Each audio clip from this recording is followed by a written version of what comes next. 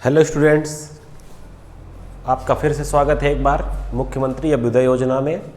कल हम लोग पढ़ रहे थे फ्रिक्शन का पार्ट 1, आज हम लोग पढ़ेंगे फ्रिक्शन का पार्ट 2। कल मैंने आपको बताया था फ्रिक्शन के बारे में कि फ्रिक्शन क्या है। फ्रिक्शन एक कांटेक्ट फोर्स है जो रिलेटिव मोशन का क्या करता है, अपोज करता है, या टेंडेंसी ऑफ रिलेटिव मोशन का अपोज करता है। मतलब मोशन हो रहा हो या होना चाह रहा हो। टेंडेंसी का मतलब क्या है, चाहना। तो या तो मोशन हो रहा हो, friction is a contact force which opposes the relative motion और the tendency of relative motion. फिर हमने दो तरीके के क्या देखे थे, फ्रिक्शन देखे थे। एक था आपका काइनेटिक फ्रिक्शन और एक था आपका स्टैटिक फ्रिक्शन। काइनेटिक फ्रिक्शन क्या होता था, जब बॉडी मूव कर रही हो तब जो सरफेस और आपके बीच में लग रहा हो। और स्टैटिक फ्रिक्शन क्या था, जब बॉडी मूव करना चाह रही हो तब जो फ्रिक्शन लगता है वो क्या लगता है, स्टैटिक फ्रिक्शन। एक उसमें टर्म आया था लिमिटिंग फ्रिक्शन। लिमिटिंग फ्रिक्शन क्या है, स्टैटिक फ्रिक्शन की मैक्सिमम वैल्यू मैंने आपको बताया था कि जो आपका स्टैटिक फ्रिक्शन है वो सेल्फ एडजस्टिंग फोर्स है। सेल्फ एडजस्टिंग फोर्स का मतलब है कि अपनी वैल्यू को वो एडजस्ट करता रहता है। उसकी जो मिनिमम वैल्यू है वो कितनी थी, 0, और जो मैक्सिमम वैल्यू थी वो कितनी थी, एफ लिमिटिंग। एफ लिमिटिंग कितना आता था, F limiting is equal to mu s into N और एफ काइनेटिक म्यू के इंटू एन। यहाँ तक हम लोग देख चुके थे, कुछ न्यूमेरिकल्स भी हमने देखे थे। तो अगर हमको फ्रिक्शन का ग्राफ बनाना हो तो देखिए ग्राफ कैसे बना सकते हैं।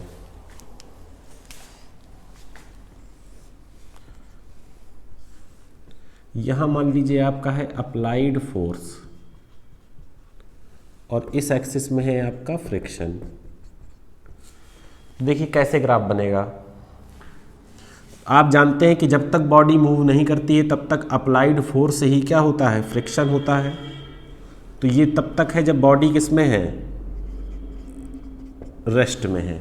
ठीक है ना, बॉडी किस में है, रेस्ट में है। फिर इसकी एक मैक्सिमम वैल्यू आती है, वो वैल्यू क्या है, ये है, क्या बोलते हैं इसको, एफ लिमिटिंग। ठीक है ना, एफ लिमिटिंग के बाद बॉडी क्या होगी, स्टार्ट करना शुरू करेगी तो फ्रिक्शन हल्का सा घटेगा और फिर काइनेटिक फ्रिक्शन क्या हो जाता है, कांस्टेंट,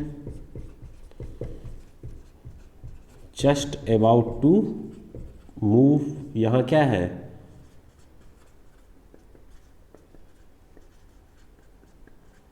तो यहाँ क्या काम करेगा, एफ के और यहाँ एफ एस। ठीक है ना, ये किसका ग्राफ है, फ्रिक्शन और अप्लाइड फोर्स के बीच का।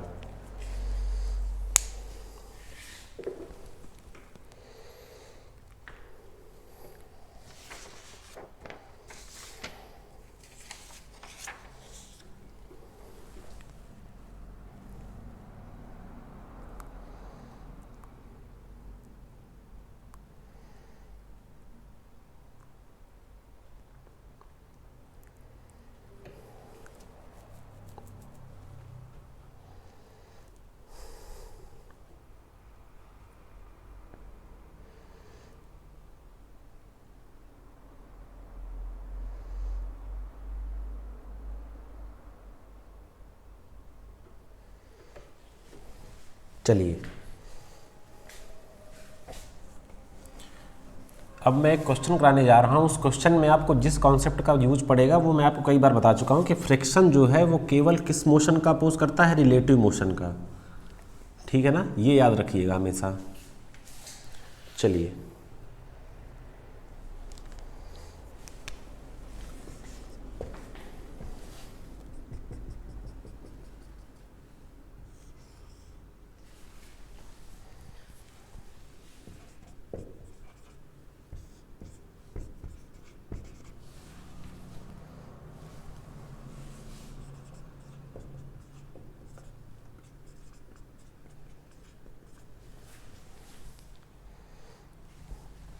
आपसे कह रहा है फाइंड फ्रिक्शन एंड एक्सेलरेशन। ठीक है ना, फ्रिक्शन और एक्सेलरेशन आपको निकालना है। चलिए निकालिए, मैंने इस तरह के क्वेश्चंस आपको कराए हुए हैं।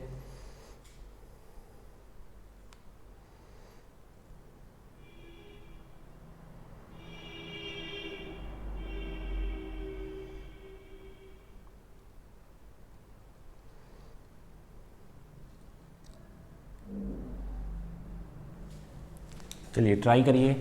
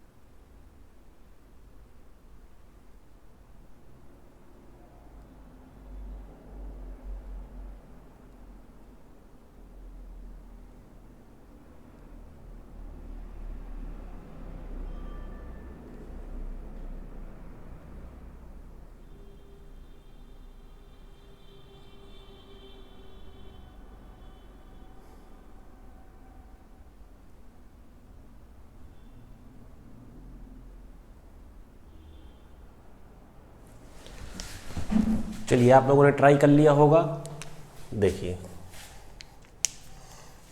ये इस पर 40 न्यूटन का फोर्स लगा रहा है, तो ये जो सरफेस है, ये सरफेस इस पर क्या लगाएगा, नॉर्मल। हॉरिजेंटली तो कोई मोशन हो नहीं रहा है, तो n बराबर किसके आ जाएगा, 40 के। अब पहले मैंने कहा था सबसे पहला काम F लिमिटिंग निकालना, mu s N, mu s कितना है 0.3, n कितना है 40, कितना आ गया 12 न्यूटन। अब गलती कहाँ होती है, आप लोग समझते हैं अच्छा फ्रिक्शन है 12 न्यूटन का और फोर्स लगा रहे हैं 40 न्यूटन का, तो बॉडी क्या करेगी, 40 माइनस 12 से मूव करेगी। नहीं भैया, फ्रिक्शन अपोज करता है किसका, रिलेटिव मोशन का। यहाँ नीचे क्या लग रहा होगा, इसका वेट 1g, ये वेट इसको नीचे ले जाना चाह रहा है। 1g का मतलब 10 न्यूटन, यानी कि फ्रिक्शन का किसके अपोज करना है, 10 न्यूटन का, और फ्रिक्शन 12 न्यूटन का है। तो क्या होगा, since F limiting is greater than F applied, या F, अब यहाँ पर F अप्लाइड का मतलब भैया 40 न्यूटन नहीं है, कितना है 10 Newton. So body will not move. तो आपका फ्रिक्शन कितना हो जाएगा, स्टैटिक फ्रिक्शन 10 न्यूटन, और एक्सेलरेशन कितना हो जाएगा, 0 हो जाएगा, मीटर पर सेकंड स्क्वायर। ठीक है ना, तो ये याद रखना है कि कौन सा फोर्स बॉडी को मूव कराना चाह रहा है। तो 1g जो फोर्स है वही तो बॉडी को मूव कराना चाह रहा है, तो फ्रिक्शन किसका अपोज करेगा, उसका, और फ्रिक्शन की वैल्यू उससे ज़्यादा है।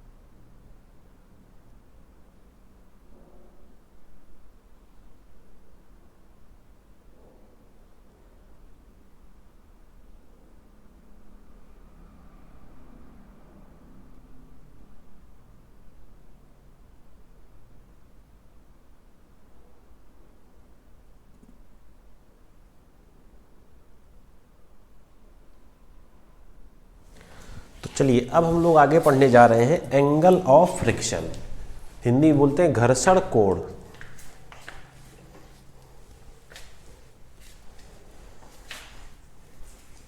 स्वास्थ्य थोड़ा मेरा खराब चल रहा है, इसलिए हो सकता है आप लोगों को ऊर्जा में कुछ कमी दिखाई दे रही हो, इसके लिए क्षमा चाहते हैं।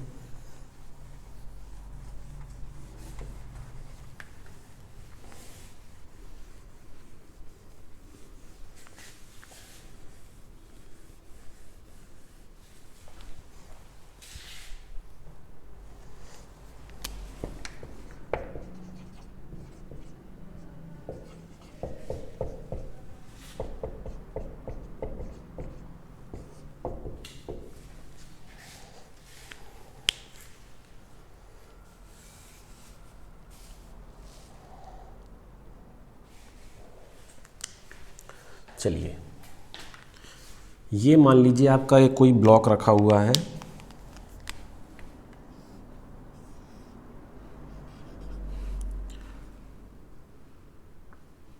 नीचे की तरफ क्या लगेगा mg, ऊपर की तरफ क्या लगेगा नॉर्मल।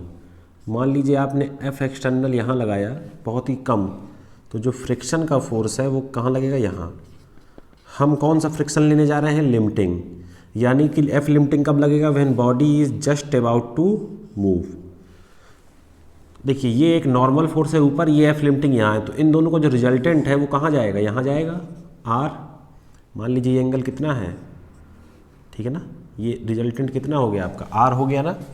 अब मान लीजिए कि ये नॉर्मल और इसके बीच का जो एंगल है वो थीटा है, ठीक है ना, समझ में आ रहा है ना। ये नॉर्मल हो गया और ये रिजल्टेंट किसके इसके बीच का रिजल्टेंट नॉर्मल और F लिमिटिंग के बीच का। तो इसमें हम लोग क्या लिखते हैं when body is just about to move, when body is just about to move, यानी कि किसकी बात हो रही है F लिमिटिंग की। Then angle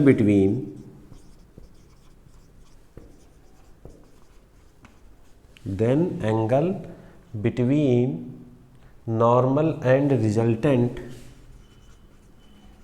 normal and resultant contact force, दो कॉन्टैक्ट फोर्स है नॉर्मल और F लिमिटिंग, उनका रिजल्टेंट है ये, ठीक है ना, is known as angle of friction, is known as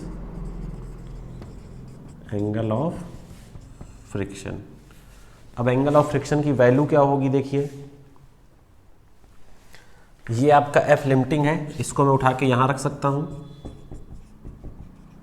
तो देखिए tan थीटा क्या हो जाएगा, tan थीटा क्या हो जाएगा, देखिए जरा यहां पर थीटा क्या होता है tan लंब बटे आधार, लंब कितना हो जाएगा, देखिए F लिमिटिंग, आधार कितना है भैया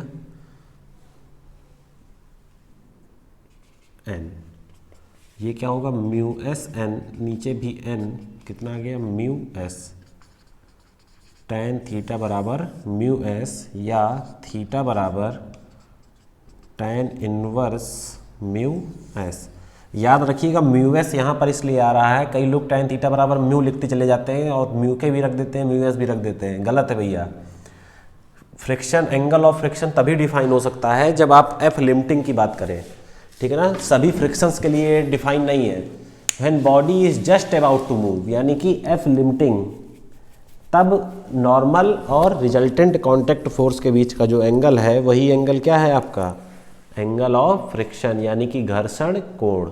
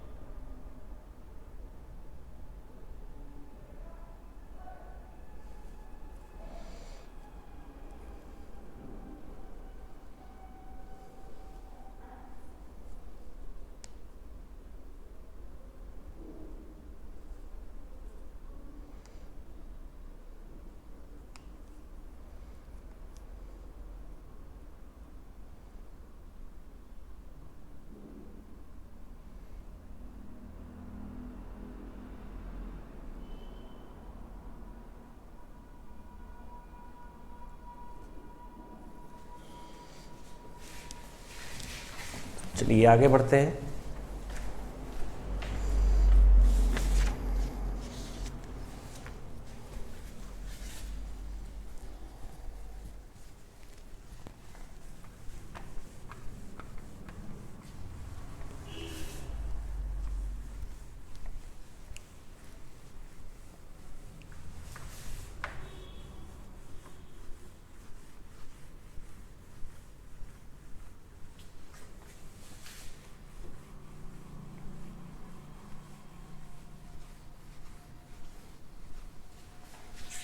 चलिए क्वेश्चन करते हैं हम लोग। अच्छा,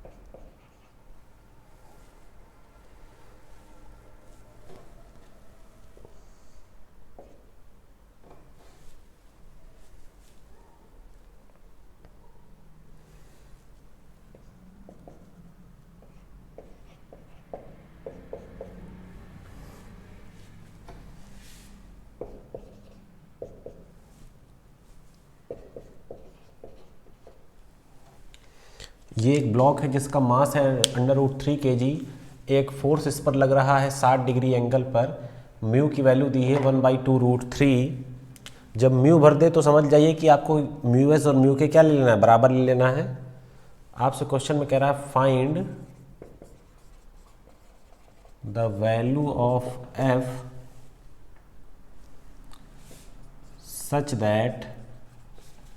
such that block does not move।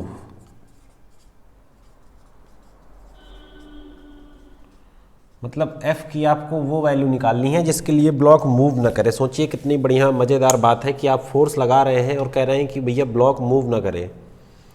ठीक है ना। तो चलिए सोचिए, कुछ दिमाग लगाइए, कुछ ट्राई करिए। जब नहीं आएगा तो हम तो बताएंगे ही।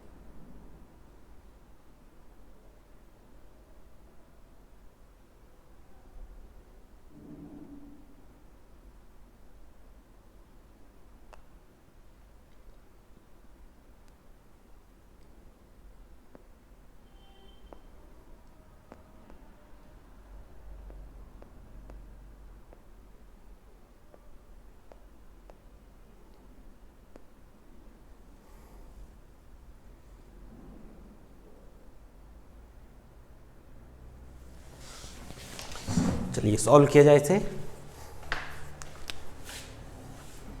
देखिए ये आपका मास m है, इस पर ऐसे फोर्स लग रहा है, इसको मैं थोड़ा आगे बढ़ा लेता हूँ तो फोर्स कैसे हो जाएगा ऐसे, और देखिए ये एंगल आपका कितना है 60, तो ये एंगल अब कितना हो जाएगा 60।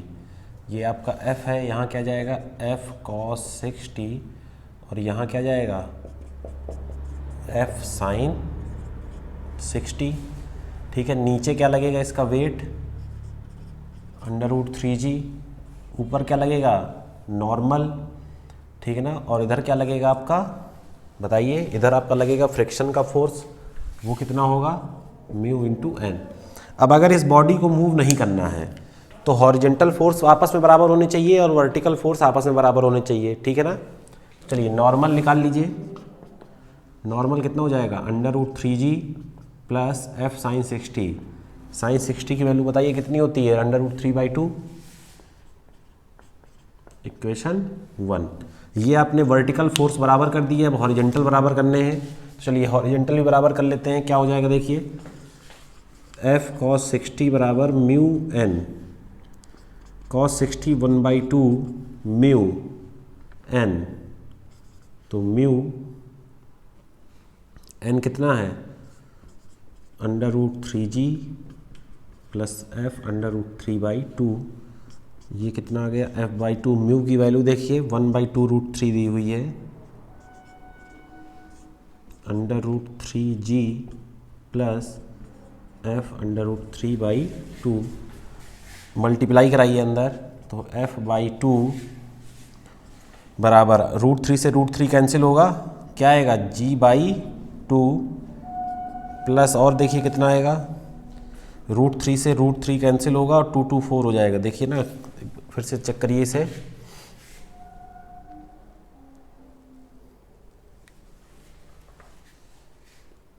g/2 आ गया, और देखिए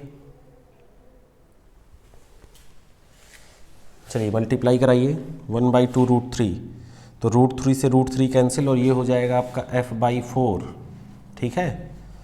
इसको इधर ले आइए, तो f/2 माइनस f/4 बराबर g/2, तो चलिए एलसीएम लीजिए 4 2 2 ज़ा 4, 2f माइनस f बराबर g/2, तो f/4 बराबर g/2, 2 2 ज़ा 4, f बराबर 2g, तो f बराबर कितना आ गया भैया 20 न्यूटन।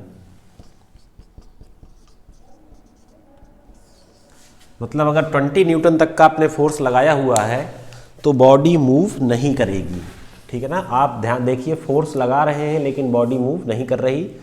क्यों नहीं मूव कर रही? क्योंकि फ्रिक्शन उसको अपोज करने के लिए वहाँ बैठा हुआ है। कितनी फोर्स की वैल्यू तक वो अपोज कर सकता है? 20 न्यूटन तक।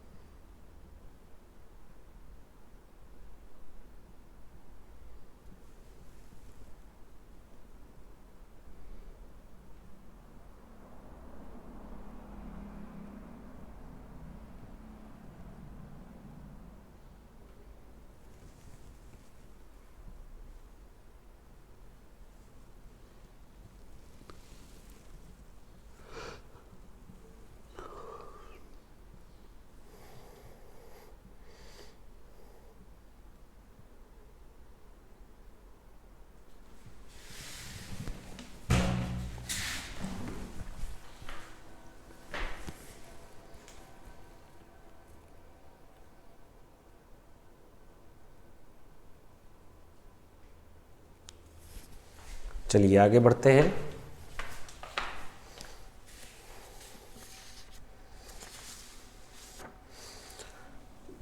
एक चीज़ हम लोग ये देख लेते हैं, क्वेश्चन भी पूछा जाता है कि पुश और पुल दोनों में से क्या आसान है। किसी चीज़ को पुश करना, धक्का देना, या पुल करना, अपनी तरफ खींचना, दोनों में से आसान क्या है। ठीक है ना। इसके लिए भी हम लोग देखते हैं, फ्रिक्शन की मदद से हम ये डिसाइड कर सकते हैं कि क्या आसान है दोनों में से।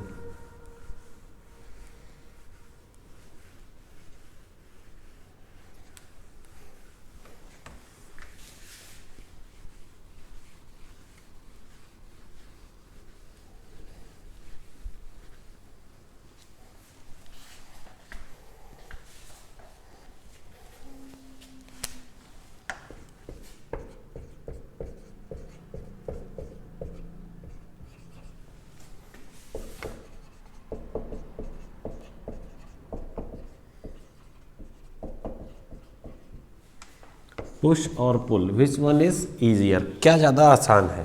ठीक है, तो चलिए देखते हैं दोनों को। इधर देखते हैं पुल और इधर देखते हैं पुश। ठीक है, चलिए ये आपका एक ब्लॉक है। ठीक है, इसको आप लोग इस तरह क्या कर रहे हैं, पुल कर रहे हैं। किससे? थीटा एंगल से। ठीक है, नीचे इसका वेट mg लग ही रहा होगा, ऊपर एक नॉर्मल लग रहा होगा। इधर क्या जाएगा? f cos थीटा, और ऊपर क्या जाएगा? f sin theta. बात क्लियर है? चलिए देखिए हो क्या जाएगा, n plus f sin theta बराबर mg। तो n बराबर क्या हो जाएगा? mg minus f sin theta. तो फ्रिक्शन कितना हो जाएगा? म्यू n की जगह क्या रख दिया? mg minus f sin theta. ये फ्रिक्शन कब है? ये फ्रिक्शन तब है जब क्या हो रहा है? पुल हो रहा है। जब पुश हो रहा होगा तब देख लेते हैं। तो ये आपका फिर से क्या है? ब्लॉक m है। यहाँ पर थीटा एंगल पे क्या लग रहा है? फोर्स लग रहा है। इस फोर्स को आप आगे बढ़ा लेते थे। ठीक है ना। तो ये एंगल कितना हो जाता था? थीटा। ये आपका फोर्स, तो इधर गया f cos थीटा, और नीचे क्या आया? f sin theta. भी इस तरह बहुत न्यूमेरिकल्स में किया है। ये n है और नीचे क्या है? mg है। तो देखिए n बराबर क्या हो गया? mg plus f sin theta. तो म्यू बराबर क्या हो गया? सॉरी, f बराबर क्या हो जाएगा? Mu mg plus f sin theta. ठीक है ना। अब ये देखिए, दोनों में से देख के बताइए कौन सी वैल्यू छोटी है। तो आप देखेंगे ये वैल्यू छोटी है, इसमें से ये घट रहा है और इसमें ये जुड़ रहा है। ठीक है ना। तो क्योंकि इसका friction, since friction in pull is less than friction in push, so pull is easier. मतलब किसी चीज को खींचना आसान है बजाय उसको धक्का देने के। ठीक है ना। नोट कर लीजिए इसे। अगर आपसे पूछा जाता है पुश और पुल में से क्या इजी है, तो आप क्या बताएंगे कि पुल जो है वो ज़्यादा इजी है। क्यों? क्योंकि पुल में फ्रिक्शन क्या होता है? कम हो जाता है। वहाँ f sin थीटा माइनस हो रहा है और इसमें पुश में क्या हो रहा है? f sin थीटा प्लस हो रहा है।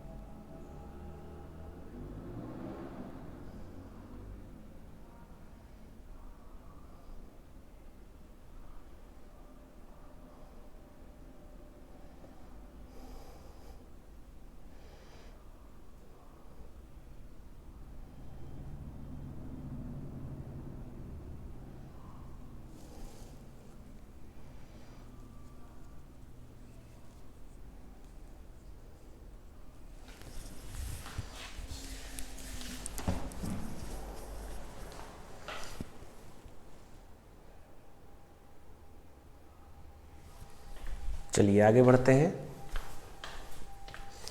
हम लोग को अब देखना है एंगल ऑफ रिपोज।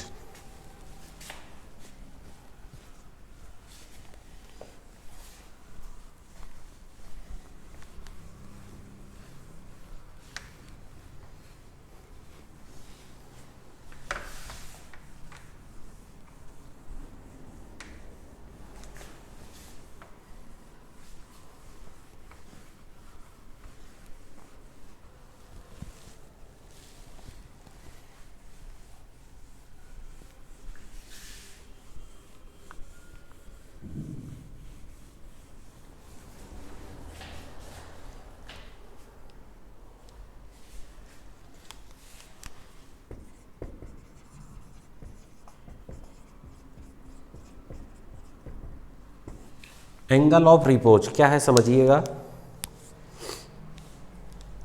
जैसे मान लीजिए कि मैं इसको ऐसे किए हुए हूँ, अभी देखिएगा ये एंगल देखना है आपको। ये अभी तक ऐसे है, थोड़ा मैंने इसको ऊपर उठाया, अभी भी ऐसे है, थोड़ा ऊपर उठाया, ऐसे ऐसे थोड़ा जैसे, तो ये नीचे आ गया। मतलब कोई भी चीज़ है वो इंक्लाइंड पर ज़रूरी नहीं कि तुरंत फिसलने लगे। जैसे मान लीजिए ये है आपका, मान लीजिए यहाँ कुछ रखा है, ठीक है, तो ये कहाँ आना चाह रहा होगा, इधर, ठीक है ना। इस तरफ क्या लग रहा होगा, फ्रिक्शन। मैंने आपको पहले बताया फ्रिक्शन कैसा है, सेल्फ एडजस्टिंग।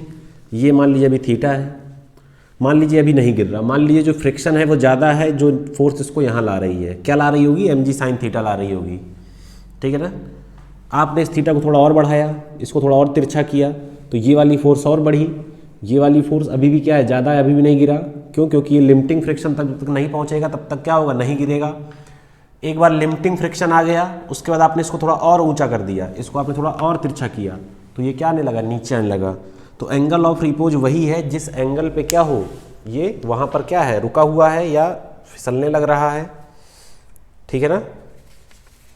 चलिए देखते हैं, ठीक है ना। क्या होता है angle of repose, maximum angle at which body stays at rest, ठीक है ना, या angle at which body is just about to slide. मतलब वह एंगल मैक्सिमम जहाँ तक ये रुका रहे, उसके बाद जैसे आपने बढ़ाया तुरंत क्या करने लगेगा, स्लाइड करने लगेगा। तो चलिए समझते हैं इसको भी जरा, एंगल ऑफ रिपोज को। चलिए एक डायग्राम बना लेते हैं।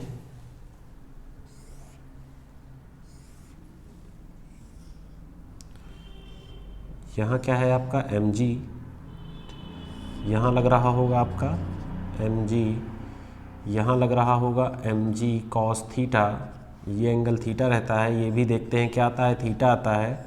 और यहाँ क्या आता है, mg sin थीटा, और यहाँ क्या आएगा, फ्रिक्शन f, ठीक है ना।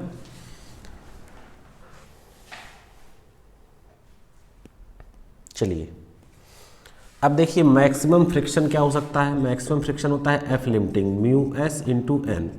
तो म्यू एस एन क्या हो जाएगा, एन आपका सरफेस के परपेंडिकुलर ऐसे जाएगा, एन बराबर होगा एम जी कॉस थीटा के।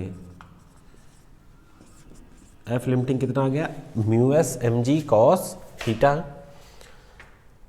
जब body just about to slide होने वाली होगी, when body just about to slide, मतलब अभी स्लाइड नहीं कर रही है, तो ये दोनों फोर्स क्या होंगे, बराबर, यानी कि एम जी साइन थीटा बराबर म्यू एस, इस एस को नीचे लिखना है, mu S M G cos theta. कब है ये, जब when body just about to slide है।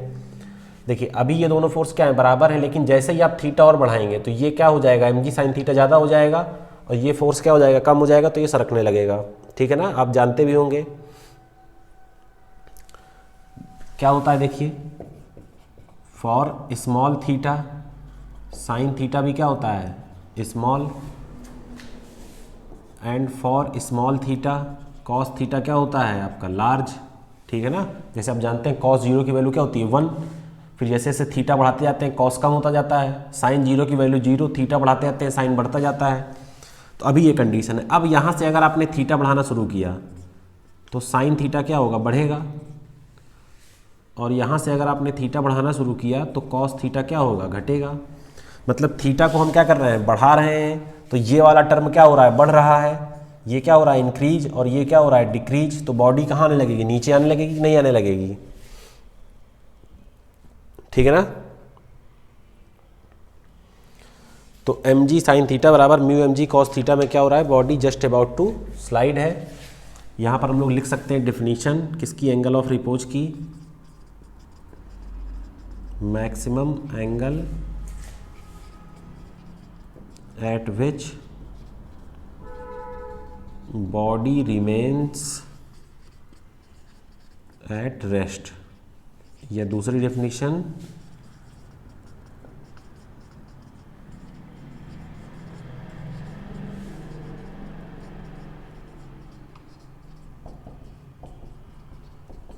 Body is just about to slide, body slide करने ही वाली हो, ठीक है ना। तो करने ही वाली हो के केस में देखिए यही था आपका क्या, एम जी साइन थीटा। अब थीटा को मैं क्या कह रहा हूँ, theta R angle of repose, mu S M G cos theta R, m g से एम जी कैंसिल हो जाएगा, तो म्यू एस बराबर कितना आ जाएगा, टेन थीटा आर, ठीक है ना। म्यू एस बराबर क्या आ गया, टेन थीटा आर, या यहाँ से अगर आप थीटा आर निकालना चाहेंगे तो टेन इनवर्स म्यू एस। बोलिए क्लियर है। तो थीटा आर वो मैक्सिमम थीटा है जहाँ पर बॉडी स्लाइड नहीं करेगी, जस्ट अबाउट टू स्लाइड होने वाली हो। नोट कर लीजिए इसे।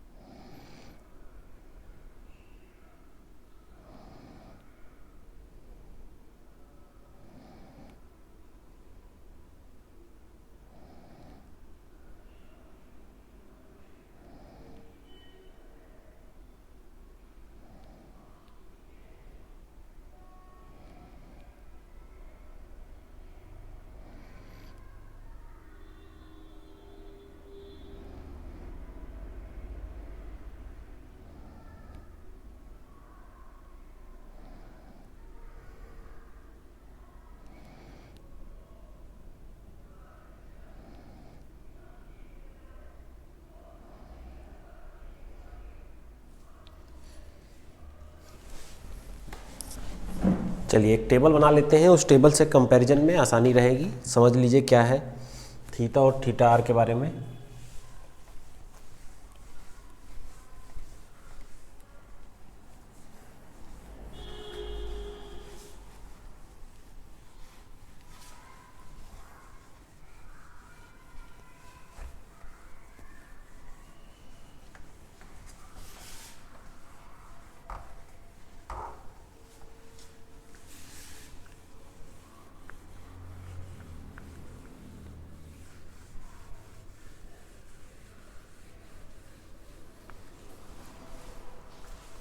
चलिए 3 केस हो सकते हैं। देखिए, जब थीटा आपका थीटा आर से क्या हो, छोटा हो, थीटा थीटा आर के बराबर हो, और थीटा थीटा आर से आपका बड़ा हो। ठीक है, तो देखिए क्या हो सकता है, जब थीटा आपका थीटा आर से क्या है, छोटा है, ठीक है ना, मतलब जो थीटा आर है वो ज़्यादा है, थीटा भी आपका उतना नहीं पहुंच पाया, तो नो स्लाइडिंग। भाई थीटा आपका देखिए क्या है, जो आपका एंगल एक्चुअली में है, थीटा आर अभी उससे बड़ा है। मान लीजिए सरकने के लिए आपको एंगल चाहिए 50 और थीटा आपका अभी 30 ही है, तो नो स्लाइडिंग। कहाँ पर रहेगा, रेस्ट पर। जब रेस्ट पर रहता है तो आप जानते हैं कि फ्रिक्शन जो होता है आपका वो किसके बराबर होता है, एफ अप्लाइड के। कौन सा फ्रिक्शन, स्टैटिक फ्रिक्शन काम करता है, ये चीज़ आप जानते हैं, यह चीज़ आपको बताई गई है। थीटा बराबर थीटा आर में क्या होता है, just about to slide, just about to slide. Just about to slide का मतलब लिमिटिंग फ्रिक्शन ना काम करेगा जब body just about to move होती है। कितना, म्यू एस इंटू एन। और जब थीटा आपका थीटा आर से बड़ा हो गया तो स्लाइडिंग स्टार्ट हो जाएगी।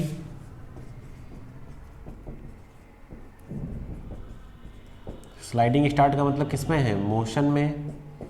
तो कौन सा फ्रिक्शन लगेगा, काइनेटिक। कितना लगेगा, म्यू के इंटू एन। ठीक है, तो ये चीज़ आपको याद रखनी है, थीटा आर आपको एग्जाम में देगा। ठीक है, उससे आप लोग ये समझेंगे कि बॉडी मूव करेगी या नहीं करेगी, स्लाइड करेगी या नहीं करेगी, जब करेगी तब कितना फ्रिक्शन होगा, जब नहीं करेगी तब कितना फ्रिक्शन होगा। ठीक है, बना लीजिए इसको।